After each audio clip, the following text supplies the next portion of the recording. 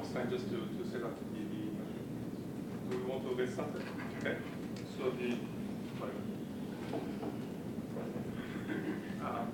So what we try to do now is to perform some calculations of vibrational frequencies and possibly eigenmodes. Okay. So maybe I need to explain two things. First, this session now is a bit packed, so because there is a lot of information, and also the exercise session is a bit too packed.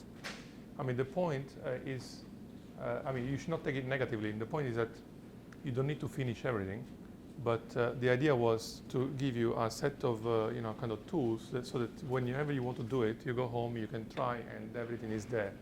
So this is actually pretty much everything you will ever need to know about how to calculate phonon dispersions and eigenmodes and things like that. So it doesn't need to be done all today, but if at some point you want to see some details, you can go back.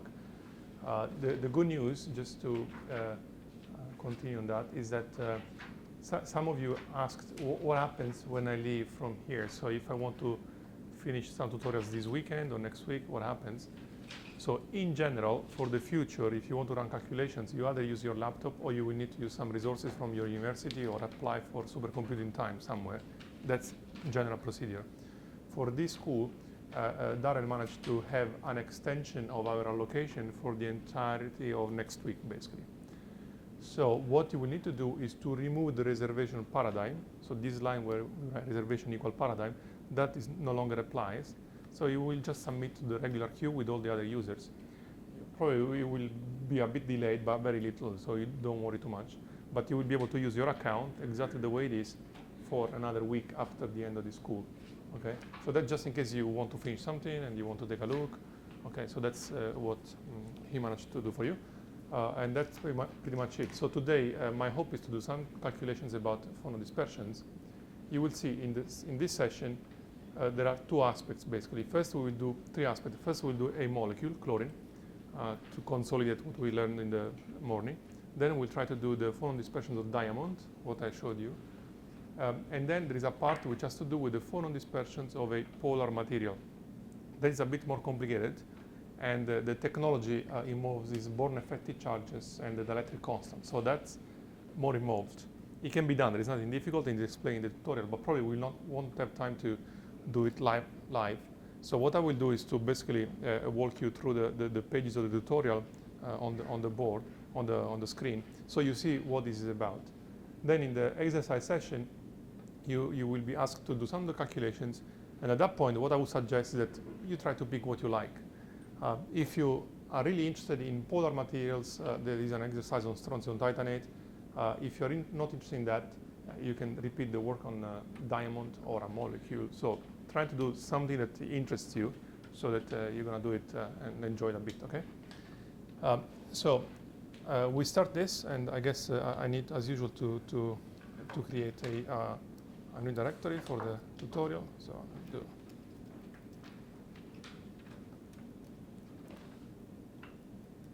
Okay, so now what we want to do is to study the chlorine molecule. So the reason why we do chlorine is simply because we can build on what we already did in the previous days. So what I would do is to basically copy the input file, the pseudopotential, and the executable in the current directory. So hopefully I have these files. So if I do that, yes, it was there. So I can copy the executable, and I can copy the input file, which was there. Okay. So now the only thing I want to do is to try to run a calculation to see whether everything is still okay. So I'm already in an interactive session, so it's a bit faster. So this is fine, this is fine, this is fine, and I change this into. Okay, so it seems that it's going, so that should be fine. So now, basically, what we want to do is to make sure that we're working with the most optimized configuration, which is here. So I was using 100 Rydberg cutoff, a cell of 20 Bohr, and this was the bond length. So let's see whether I use the correct file. So is this the same? Yes. This is the same, so it seems that that's okay. All right.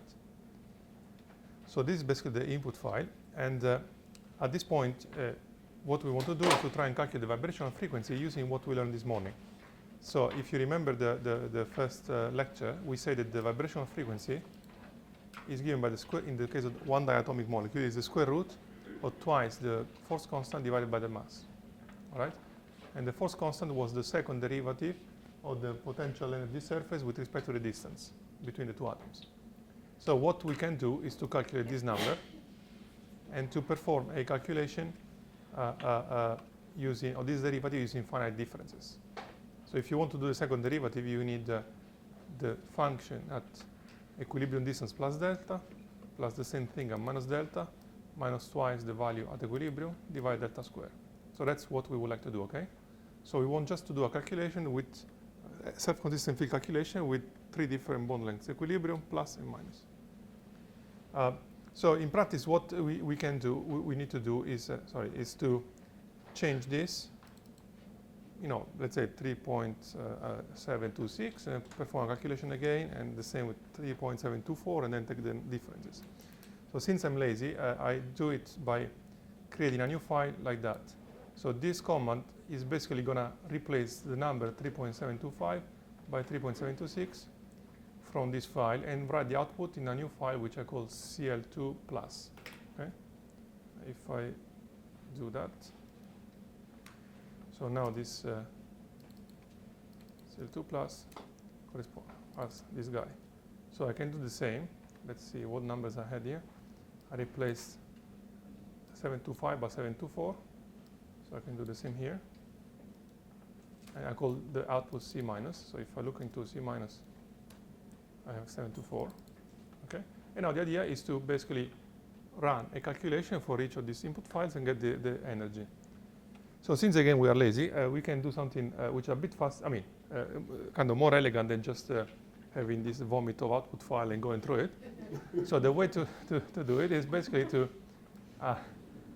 so this is the command we know, right? To run the calculation and with this input file.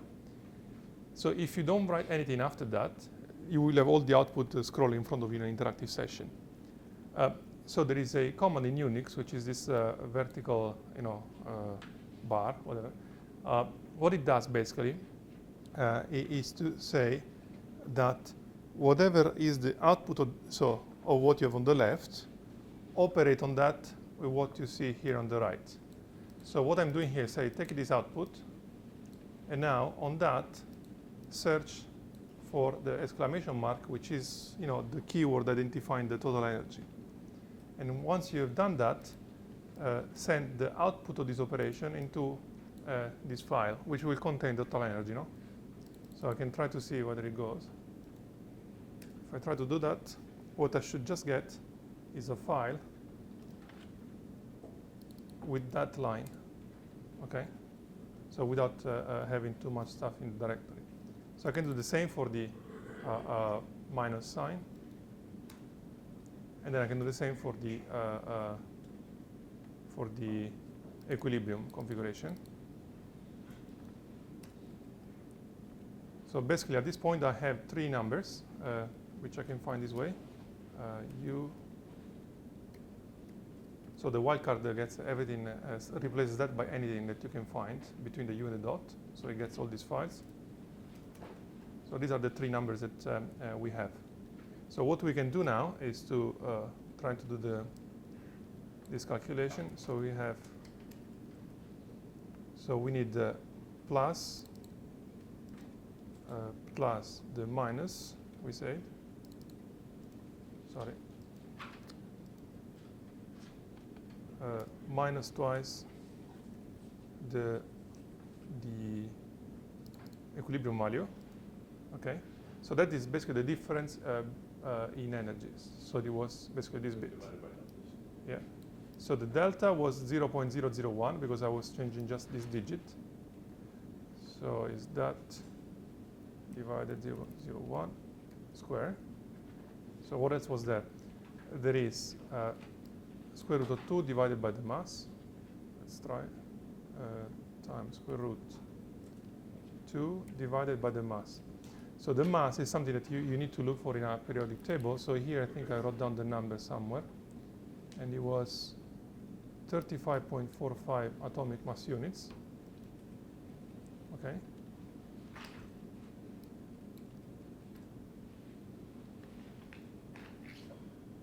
So let me just so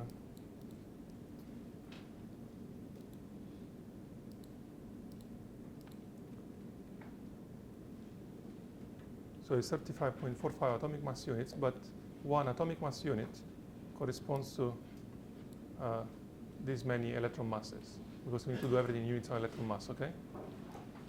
So we have that. So the result now should be in, I would suppose, if we set the h bar equal 1, that could be in Rydberg, but is not, because the total energies are in Rydberg. So it could be in Hartree, but it is not, because this is in Rydberg basically. Okay. Should the difference be under the square root? The difference? What do you mean? I mean the partial derivative should be under the square root. The partial derivative. Oh, the k is in square root. Oh, that's a good point. We can try. So we can try to do what you say, which is taking the square root of this. So you're saying that, right? Yeah. Square root of all of this times 2, divide that. Is that what you're asking? Yeah. Okay. So this is now a result that we can try to convert into. It doesn't work. Sorry, you spotted a problem.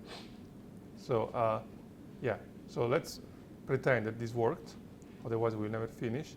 If you do the operation correctly with the square root as he said, you should get a number which is 65 millivolt, okay? And this experiment is 66.7 millivolt. So this didn't work out, but I think it's better that we proceed, otherwise you're going to spend half an hour debugging this operation. So that's basically to say that you can perform a calculation using finite differences, taking plus and minus differences and equilibrium, all right? So that's the simplest thing you can possibly do, and it's not something that people do if they can do something better, like density functional perturbation theory. So now what we're going to try to do is the same calculation, but using density function perturbation theory. The way it goes is basically that you don't do anything manually. You just perform a calculation where you specify what is the system for which you want the frequencies, and then you get the number of the vibrational frequencies themselves. To do that, you need basically another piece of software which is contained in the Quantum Espresso directory. The code is called phonon. As you can guess, it does phonons. In practice, it's called ph.x, the executable. So what you will need to do in order to run this is to go into the Quantum Espresso directory and write make ph. That means it compiles this software. So once you have done this, you can copy the executable, okay, ph.x, in the directory where you are working, and that's it. All right? Now the point is, I could do this in front of you, but actually that's why we started a little late, because I was compiling this in my directory, and the compilation takes 5-10 minutes. So I don't want to do that while we are watching it. So what we can do basically is to copy that executable here now. So this is my directory. Maybe I can clean up a bit.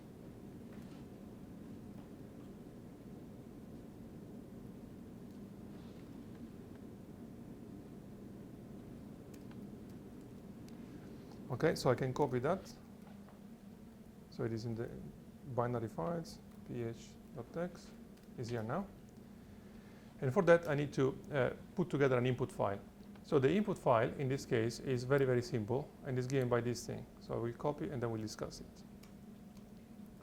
So I call it ph.input, and it contains the following.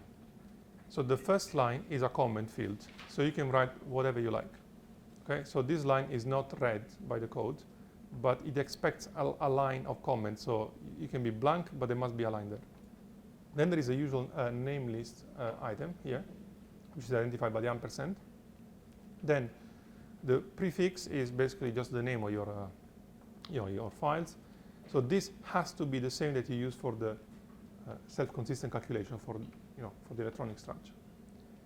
So this is the mass of the atom in atomic mass units.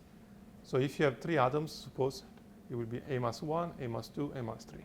Okay, in this case there is only this one. Why this is there?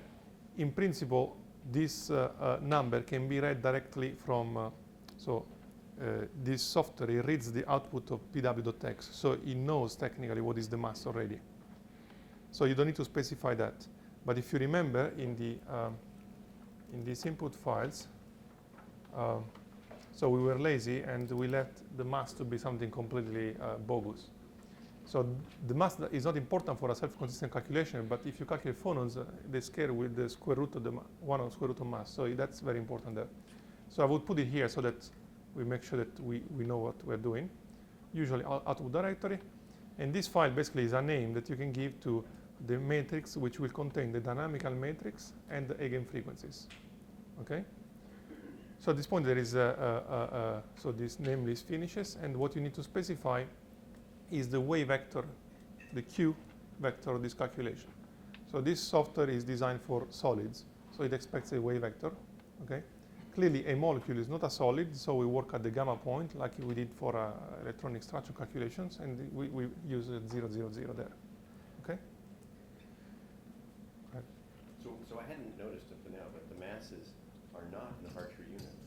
These are in atomic units. Yeah. This is just because of this code. That's a convention, basically. And the same thing was true, I guess, in the previous days. Yes. And Yeah, because we never used the mass yet, basically. Yes. okay. Yeah. But you never put the mass of the electron. You never. It depends on the code, actually. That's just a convention. I mean, when you develop a code, you can say, okay, I want the mass in these units. Okay. So all the equations are done in Hartree units, but basically there's a layer of conversion where whatever units you choose in the input, the software will make its own conversion so that the equations are in Hartree units.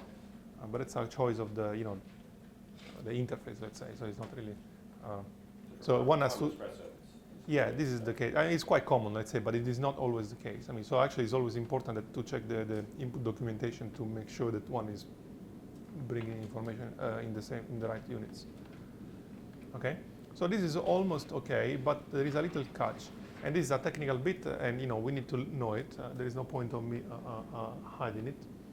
So if we try and do a calculation, it's going to be a disaster. Maybe I can try. Let's try and see what happens. So let's try to do.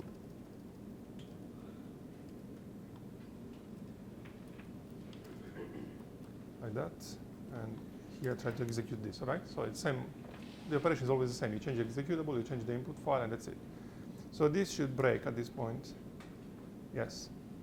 So, yeah, so basically you see the error is that cannot start from a calculation done using pw.x using gamma point tricks. Oh, okay, let's see what this means. This means the following. Here, okay, we have a specified gamma because it's a molecule, so you're only 1K point, no? So let's try something else. Let's try this one. So 2p by a, so that's Cartesian coordinates in units of 2p by a. 1 point, and this is the coordinates of the point and its weight. Let's just try this alternative thing. Huh?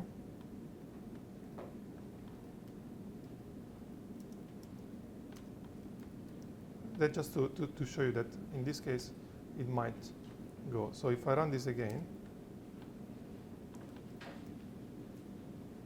so let's see, this is going to do some calculation. That's the self-consistent part. And let's try to run again the phonon code. So you see now it's going. So what is happening basically?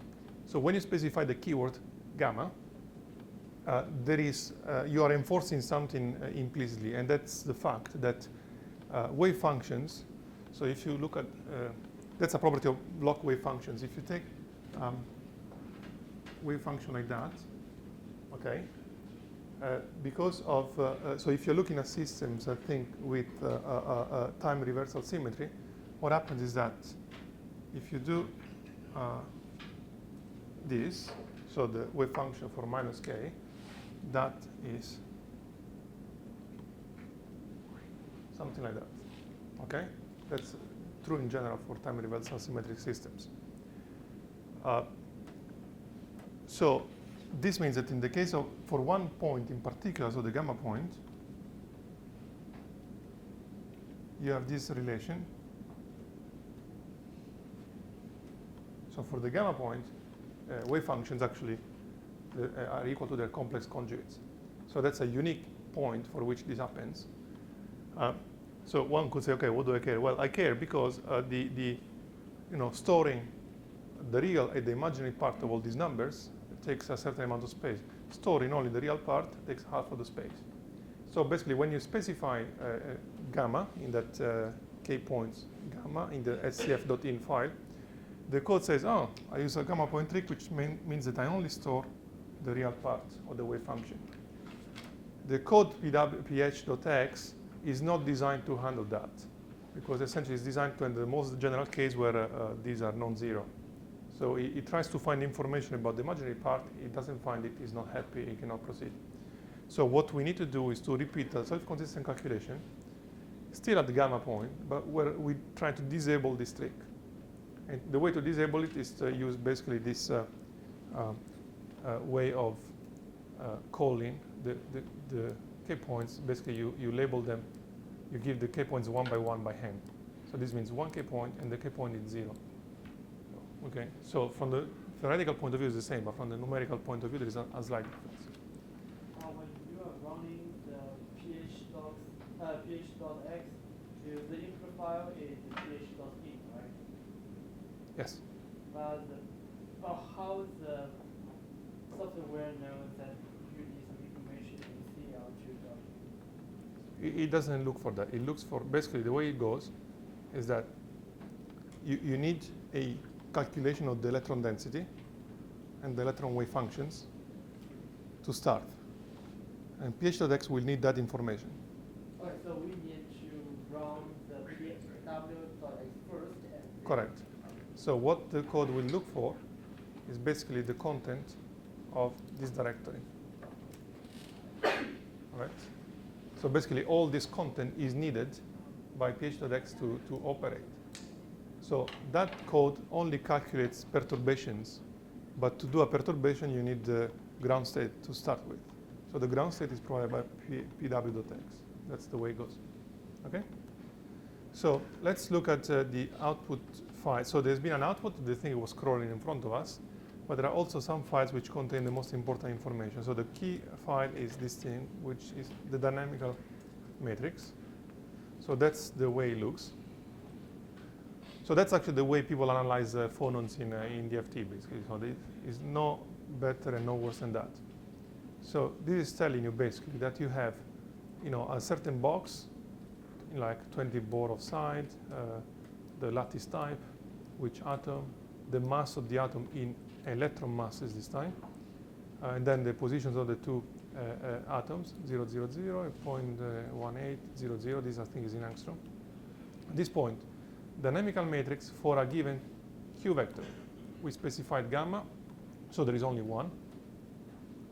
Dynamical matrix in this case, so we have two atoms, 3 Cartesian coordinates each, so it's 6 degrees of freedom, so it's 6 by 6. So here you should basically find 36 numbers. So it's 1, 2, 3, 1, 2, 3, 4, 5, 6. So 3 times 12 is 36. So whenever you see a pair of numbers like that, that's basically the real part, and this is the imaginary part. Okay? Because all these quantities, in principle, at a finite Q vector, they are complex. But you can see here that since we are a gamma, for the same reason that this happens, also in the case of phonons, you have the same property. So this is 0, this is 0, this is 0, and so on. Okay? So this is the dynamical matrix, which is the matrix we said you need to diagonalize to get the frequencies. At this point, the code does that for you, and essentially it finds the eigenvalues and the eigenmodes of this matrix. So we are expecting 6 eigenvalues and eigenmodes. So you have first frequency, the value in terahertz, the values in wave numbers, second frequency, and so on, okay? 3, 4, 5, and 6. And what you see below is basically the vibrational eigenmodes. So that's basically the displacement of the first atom along x, and that's a complex number. The displacement of the first atom along y, the displacement of the first atom along z, displacement of the second atom along x, y, and z. So you have two atoms, so you have basically, one displacement, so three Cartesian, three numbers, three complex numbers for each atom. So that's pretty much it. And I think what is interesting in this story is that you see frequencies which are negative. So that's typically a sign that something went dramatically wrong, okay? So what does it mean? So here, just in the tutorial file, I'm putting the same information, just in a slightly more visual form. So this is the same thing, but in color. So you see the frequencies that we calculated for the chlorine molecules are minus 100 wave numbers, minus 20, minus 20. So we have basically negative frequencies, which does not make any sense, okay? Now, this thing has to do with several problems. So the first thing to notice is that you have 6 degrees of freedom. So one is the stretching mode. All the others should not have any energy associated with that, right? So it should be all 0. Because if you try to rotate, there is no force restoring the molecule, so it should be 0. If you do a libration in 2 directions, it should be 0. If you do translation in 3 Cartesian directions, it should be 0. So there should not be any restoring force. However, that would be true in a molecule in kind of infinite space alone. So this is a molecule repeated. So you have a lot of other molecules in an array. So imagine that if you rotate the molecule like that, actually you're not alone. You're actually rotating all of them like that. So there must be some little force associated with the fact that this rotation is will cost something, because actually so this atom and this atom are getting closer. Okay, so it's not exactly 0. So that is one effect. So you're not in isolation. The second effect is that space in this object is not completely isotropic, because you are placing a molecule in a box. Okay, so you are inheriting basically the lattice structure of this box, and you are discretizing this box using a set of points and, most importantly, some plane waves. Okay, so in practice, that's a bit odd to say, but if you look at the mathematics of the problem, what you discover is that the space, from the point of view of the wave functions, is not entirely isotropic, and basically the 1-1-1 direction is slightly more favorable in terms of energy. And that's just because of the way it's built, the plane wave expansion. So that's a numerical problem. So one can fix these things, and the way to fix it is to essentially impose something that is called the acoustic sum rule. Essentially, you impose some external relations which make sure that all these forces, all these problems are removed from the outset. So you first perform a calculation and then you correct it. Okay? So to do that, we need basically to use another little software. So here you see that things are getting a bit more messy. So this is called dynamical matrix. Okay? And the input file for this little software is very simple. It just contains the name of the file you want to fix and a keyword which says, yes, I would like to impose the acoustic sum rule. Okay? So we can try to do that. Okay? So I have this new input file. Okay? And I can try to run this thing. So note here, I'm not using MPI run. That's just because it's such a small program, it's maybe 100 lines, that it doesn't need to be run on many CPUs. It's something trivial you can run on this node. So if you do that, it gives you basically the new frequencies after this correction. So what you can see basically is that in terms of wave numbers, mode number 1, 2, 3, 4, and 5, they are all 0 now. And the only mode which is non-zero is this one. So if you calculate how much that is in terms of millivolt,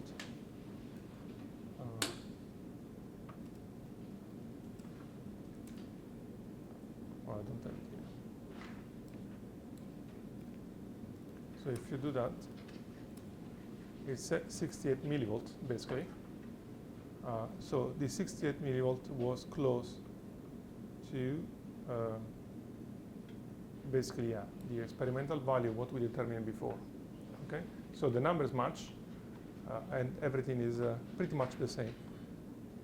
So again, the problem that exists here is that when you try to do a calculation, you expect some modes to have zero energy, but they don't. That's a numerical problem. Okay, to fix this numerical problem, essentially there is this little patch that's absolutely common in DFT calculations. Okay, it basically happens almost never that you expect zero frequencies and you get them. Right? You can try to fix that by increasing your cutoff, but you might need to go to crazy cutoffs basically. The frequency was the sixth of the one that we had before. Yes. So we just ignored the negative ones. It was the last one. Yeah, that's correct. But yeah, the problem is that when so it's a matter of so you can imagine a matrix. So I mean, the point is that the frequency comes from a diagonalization of a matrix. Diagonalization is a global operation on the matrix, so you touch everything. Yeah. If it happens that the matrix is block diagonal, so you can treat it as different matrices. So if you modify one bit, it will not interfere with another one. That's the case here. Yeah. But in most cases, you don't know. So, example, when in strontium titanate one gets negative frequencies, just ignoring those, you don't know what you're getting. So one has to be extremely careful. So it's some people do that. It's not obvious what you're getting. I mean, Yeah. so. Whereas this method is safe for you. This is actually a physical, so basically, for instance, in this case, so this is slightly more sophisticated, but the simplest way to impose the acoustic sum rule, for instance, is to essentially, it's a physical constraint, and it's essentially the fact that if you move one atom, suppose only one atom in the system, okay, the force on this atom has to be equal to the sum of all the force in all the other atoms. If you impose that, that means basically that there is no global force on the center of mass. So the system is not translating, okay, which is what you want. So this is not enforced by the calculation, by the theory, essentially. But what you are thinking of a sample sitting somewhere, but there is no mathematical constraint enforcing that. So this acoustic sum rule does that kind of job. Essentially says, so in this case, actually, that enforces that the molecule doesn't translate, it doesn't rotate. So that's basically what is a zero-dimensional sum rule. There are some rules for things like one-dimensional cases, like carbon nanotubes. What you don't want is to have any restoring force if you're rotating along the axis of the tube. You don't want force if you're translating the carbon nanotube, but you want to keep everything else, basically. That's a one-dimensional sum rule. And in 3D, you are assuming that, so there are only three modes which can go wrong, the acoustic modes at near Q equals 0. And what one enforces is that the system is locked into a laboratory frame. That means the center of mass cannot translate in X, Y, and Z. So that's as simple as that. There is nothing more. I mean, these things can also be done by hand. One doesn't need to run this kind of a little software. That's basically a post-processing operation, but one can also do it manually. So can we string the unit cell then, since we have the acoustic sum rule, and that will take care of the periodic, or rather I'm trying to say that the cell dimension, if we make it very big, we can... You basically, yes, you can improve this. I mean, you can mitigate these problems by using a higher cutoff, a larger unit cell, and other things. You can always do that. So taking it in another direction is, can we string the unit cell to be very small and still use the acoustic sum rule and it will take care of the negative thing? If it's very small, you no longer have a molecule. You will have, they would talk to each other. You would have overlaps. Right now, the problem is because it's talking to one another, right? Yes. So So yeah, my question is, can we just string it so that it will take less calculation time? I think the point that you would describe a physical system that you don't know what that is. I mean, it's not safe. I mean, Okay. So all of this is done for a given box, but in principle, whenever you have results, you need to test that. If you got this corresponds to the limit of infinite box, so you need to increase it rather than decrease it. I wouldn't go the other way around. All right. I mean, so these calculations now are quite simple. I mean, it's I mean, everybody would expect somebody running these things to do the best possible job. Tricks of using smaller cells, I mean, they are tolerated if you have a very, very difficult system, like 200 atoms in a unit cell with magnetism and non-collinear spins. Okay, people say, well, maybe it's too difficult to go beyond that, but not for simple cases. I mean, it has to be done perfectly. I mean, there's no question. So this basically was a molecule. Let me just say something more about the negative frequencies. So negative frequencies don't exist, okay? So what the eigenvalue problem was something like this times eigenvector equal omega squared times eigenvector. So this is a real symmetric, so it's a Hermitian matrix in the case of finite Q, or a real symmetric matrix in the case of 0Q. Therefore, these guys are all real, okay? The problem is that nobody guarantees that this is going to be positive. Okay, so it could be either positive or a negative. So if this is negative, what people do is to basically say, I change the sign so to make it positive, and I take the square root, so that's my frequency. And then in some codes, they put this number and then add an I in front of it so that it's imaginary. So that would be basically the square root of -1. And some other codes, like this one, they place a minus sign here. So basically, it's just a convention, okay, to tell the user that this number was negative to start with. So you could also, put the number and say, oh, this was negative. I mean, so, but the convention is either to put an I, imaginary unit in front, or to put a negative sign. It's just a way to say something. It's nothing. There is no physics there, okay? So when you get a negative frequency, so if you think about it, just to what is the meaning of something like that? It's actually quite simple. So if this, so this came from a situation where we did the harmonic approximation. So we approximated an equilibrium. So the potential engineer equilibrium with a parabola, right? So that was it. So this is really the curvature of the parabola, right? So when you have a negative number here, instead of looking at something like that, it means that you found an equilibrium position, but the system is actually sitting on something which looks like that. So there is not. So basically, it's a stationary point, but it's not a minimum. It's maybe a maximum, okay, or a saddle point. So that's basically what is happening. So physically, there is a meaning, but it's not what you were hoping for. Okay, it's not going to be what describes your phonons. So typically, this happens where you have so in linear response, you only see the derivative around this, so the curvature. But suppose that you are looking at a bistable system like a ferroelectric, so this would actually require a situation like that. So you need to have a quartic potential, not a quadratic one. So a linear response calculation in the harmonic approximation only captures this and gives a negative frequency. Okay.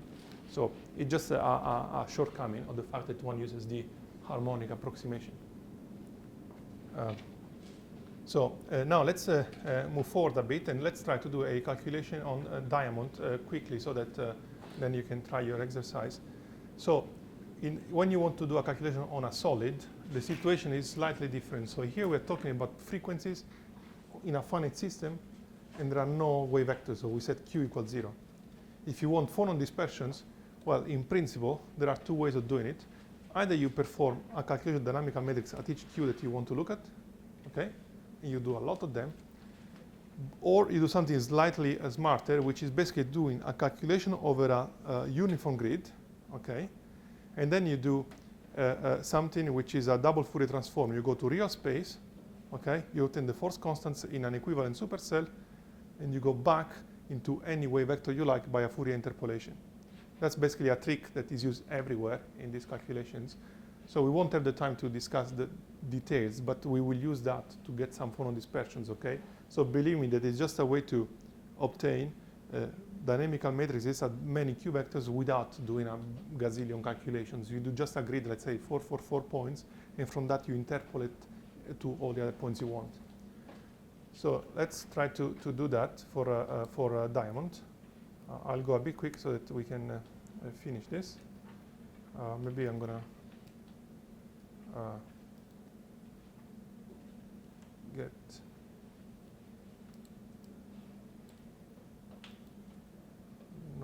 Doesn't work.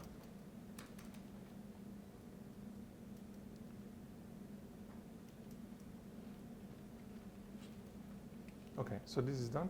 So I'm gonna, this is basically the self-consistent field input file that we use for diamond. All right, so it's nothing different from what we already had.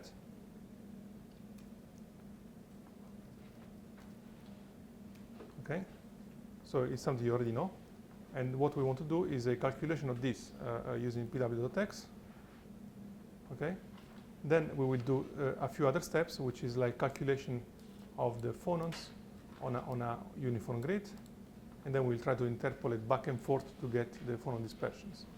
So we start by performing a standard self-consistent calculation. Okay, so let's see whether this goes.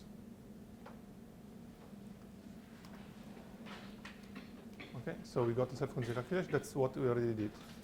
So now we need to create a input file for the phonon calculation in Diamond. I will copy paste this and then I will describe what this contains, okay? So what do we have here? The first line again is a common field that just put dash because I didn't want to bother. The prefix is diamond, the name of my thing, okay? And at this point, this LDisp just means that we will do calculations at on a grid, okay? So with this flag, the code will be looking for these three numbers. That means we're gonna do a set of calculations on a grid of wave vectors, which is 2 by 2 by 2. Okay, so that's just a way to instruct the code to do a calculation on a uniform grid automatically without specifying the wave vector every time. So what you see here is a threshold for the self-consistency. So in these loops of the charge density, okay, we want to specify a threshold, which is in this case a relative threshold basically. In this case, this is much more strict than what we did so far for self-consistent calculations. That's because phonons are much more sensitive than just total energies, okay? You have to think of them as differences in total energies. So that's why we need to be a bit more strict. So we would like to calculate that, and we use the same thing that we did for chlorine. So we perform this operation.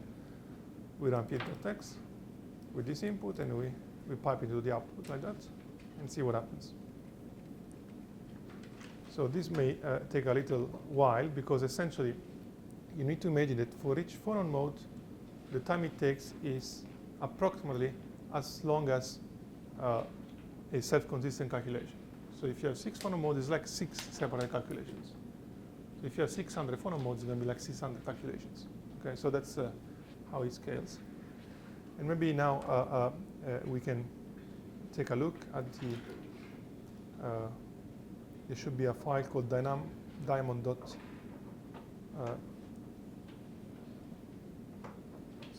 So let's look at maybe at the output file. So these are basically, this is the uniform grid of Q points for which we will get the dynamical matrices. We have self-consistent calculations, as in the case of standard ground state. It will calculate a lot of other things, like dielectric constants, effective charges, and so on. At the very end, basically, it will give you frequencies, and for each wave vector, it will give you an analysis of symmetries of each vibrational modes, so you can go through everything you like. So there is a lot of information, and you can go there and try to take a look at what it is. Now, why this is not very useful? Because this is for a grid of points which are not, a phonon dispersion is really, 2 by 2 by 2 points in the Brillouin zone. So it's not very useful. You don't get any visual representation of what's going on. So to do that, to get the phonon dispersions, we need another little software which is called q2r.x. Okay. So again, the input file is very simple. It's just 2 lines where you tell it where to find the dynamical matrix and what is the output. So I will try to use that quickly. And at this point, so this is getting maybe confusing for you, but it's just a procedure. So you need to see it as 4 steps we need to go through to get to the result. So then if you want to spend time, you can dissect each step and go through each step on your own. But that's some standard. It's not something we're making up. So every time you want phonon dispersions, you do this operation basically. So you get this little program. This is the input file, which is very simple. So the input file for this little program is like that. And then we run it. And as you can see, there is not NPI run again. It's a tiny script. So there is no need to use multiple CPUs. And that will give you something. In particular, what it does is to construct essentially the matrix of force constants, not in the unit cell, but in an equivalent supercell, which is 2 by 2 by 2. So that is useful to then Fourier transform back to the Brillouin zone and get dispersions wherever you like. So let's see what is the result. For the last step, we need basically this little software again. So with this one, essentially what we do is to give an input file which looks like that. We specify a certain sum rule. We tell you where to get the force constants and where we want the frequencies to be written down. And at this point, we specify which wave vectors we want, where do we want the phonon dispersions. So this is basically 21 wave vectors, and these are the coordinates in Cartesian, basically the Cartesian coordinates in units of 2 pi divided by the lattice parameter. Okay? So I'm just giving a list of points where I would like to have phonon dispersions, and I chose this point by following some asymmetry lines. So that's something that you go to Kittel, you study what is the first Brillouin zone given solid, you decide which points you want. Okay? So if I now do that, let's try to run this thing. So this would be the input file, and again I can run this software without any NPI run because it's a tiny thing. Okay, it can be done on the node where you're in. So if I do that, you see it's already done. It's just a Fourier interpolation, and what I should see is a file which is called diamond.frequencies, which contains my phonon dispersions. And in particular, there is another file which was just prepared. It contains the same information, but has been prepared to be plotted in glue-plot if you want. Otherwise, you can just take these ones, for instance, and plot it in Excel if you like. So this contains all the information, basically wave vector, frequencies. You have 1, 2, 3, 4, 5, 6. Wave vector, frequencies 1, 2, 3, 4, 5, 6. So for each of them, we basically have the frequencies, and then you can try to make a plot. So let's see how to do the plot there. With diamond frequency.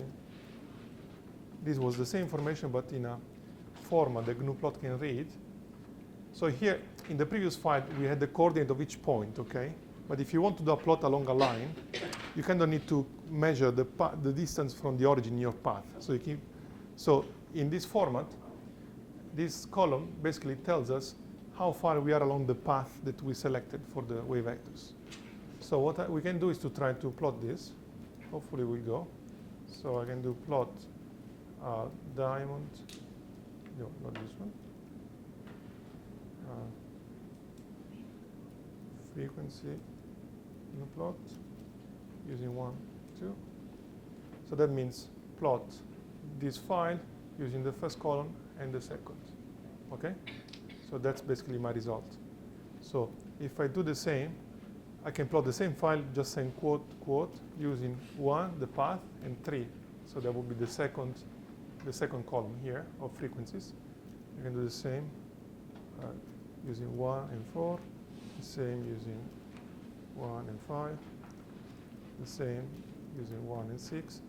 Basically, we have 6 vibrational modes, and therefore we have 7 columns in total. So using 1 and 7.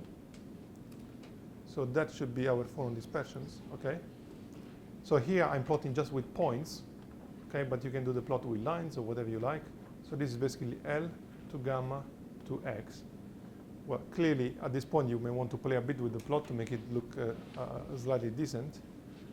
So that's a kind of slightly prettier version of the same plot.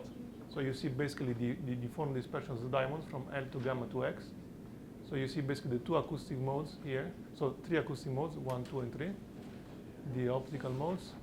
And here, that should be the two, basically TA, the transverse acoustic. This is the longitudinal acoustic. So this should be the transverse optical, and this is basically the longitudinal optical, okay?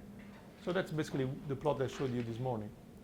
Now, since we are taking quite some time, what I would like to do is to go quickly through the tutorial pages without running the calculation live, just to guide you a bit through what is left in this tutorial.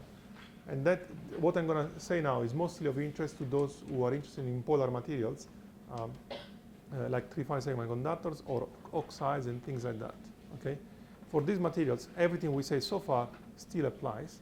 There's only one catch, that basically when you approach Q equals 0, there is another piece of physics that needs to be taken into account, which is called LOTO splitting. So basically, it's the separation in the frequency between the longitudinal optical modes and the transverse optical modes. That is not contained in what we've seen so far, so it has to be done separately. Okay. So here, the example that is discussed in the tutorial basically is on gallium arsenide, which is a prototypical polar semiconductor. So what you will see basically is just getting pseudo potentials, running a standard self-consistent calculation. So far nothing is different from what we already know. And at this point we want supposed to calculate just the phonons at Q equals 0 without phonon dispersions. Okay. So in this case, what changes in this in the input file for the phonon code is these two flags. Okay. So that's the only difference with respect to diamond, except from the masses of gallium and arsenic. Okay. So this is the only difference. So what we are asking the code to do is to first of all calculate dielectric constants. Okay. So the dielectric constant tensor, the epsilon infinity, and the second thing is to calculate Born effective charges. So these two ingredients are crucial to obtain the LOTO splitting. So that's why we discussed that this morning. Okay. So one does this calculation, and at this point, what will happen is that if you do this calculation, first in the output you will see the dielectric constant of gallium arsenide. Okay. And then you will also have the effective charges that we discussed this morning. Now, the interesting bit is that if you look now at the eigen frequencies at Q equals 0, you have three modes which are almost 0 but not yet, not quite. This should be 0, but as we said, there is a little problem, numerical problem there. So they can be fixed by using the acoustic sum rule. Okay? Because at gamma, the three acoustic modes have to be exactly 0. And then, if we look at the optical modes, it's these three here in purple. So if you look at this, they are basically identical, okay, completely identical. So we have three degenerate modes, but if you study the book of Yu and Cardona, you know that gallium arsenide should have two TO modes and one LO mode, and the LO mode should be higher up. Okay, so this is not present here.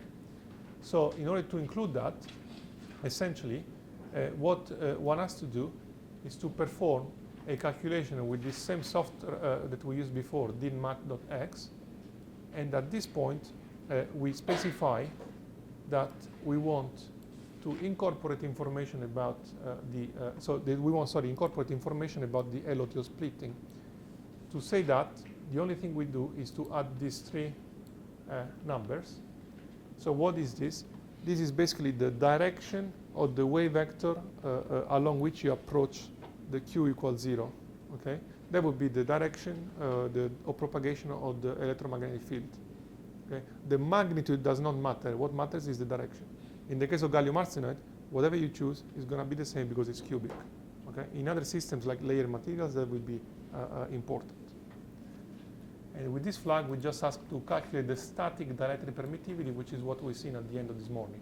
Okay, so that's basically a flag to calculate this quantity, the last quantity that we discussed in the lecture this morning. So let's see the results. After you do this operation, okay, what you find, let's look at the vibrational frequencies. The vibrational frequencies now have changed. So we have two which are equal, okay. These are the two TO modes. And this is the LO mode, which is slightly higher up, is basically 20 Wave numbers up. So after including this correction, LOTO splitting, you get something which is now reasonable. In fact, I think the LOTO splitting calculated here, so the difference between this guy and this guy, in the calculation is 2.5 millivolts, and the experiment, the LOTO splitting is 2.7. So they are quite close, basically. Okay. So if you want to look at the numbers from experiments, this is a hyperlink, so you can go to the paper and check by yourself. So the other piece of information is that you have basically the electronic dielectric constant, which is this number. Okay, this is basically epsilon infinity. And then when you add the contribution from the phonons, you have the static dielectric constant, which is this other thing. So clearly the static dielectric constant is a bit larger than the permittivity, so because we are including the contribution of the vibrations. Okay, so I think this is pretty much it. And in the tutorials you will see some of that. So as you can see, the information contained in this tutorial is a bit, there's more content than the previous ones. I mean, I could have given you half of it, but I think it's useful to let you know at least what people do. So in practice, people don't go much beyond this point, okay, at least in standard calculations. Okay, so that's pretty much what is being done today to study these properties. Just one last word is that since you can calculate, one can calculate frequencies, dielectric constants, epsilon infinity, epsilon zero, all of these things, as you can guess, are connected to the infrared activity, as we discussed this morning. So you also get the higher activities of all the modes in practice. Okay, so that's I would say the end of the story for now. And for the hands-on session, pick something that you like and try to do it. Okay, you don't need to go through everything. If you don't finish, you can finish anytime you like. I think there is the description, the narrative in the tutorial is complete. So actually, you will not get lost. Everything is done in such a way that at any point you can take it and run a calculation. So it should be okay. Okay.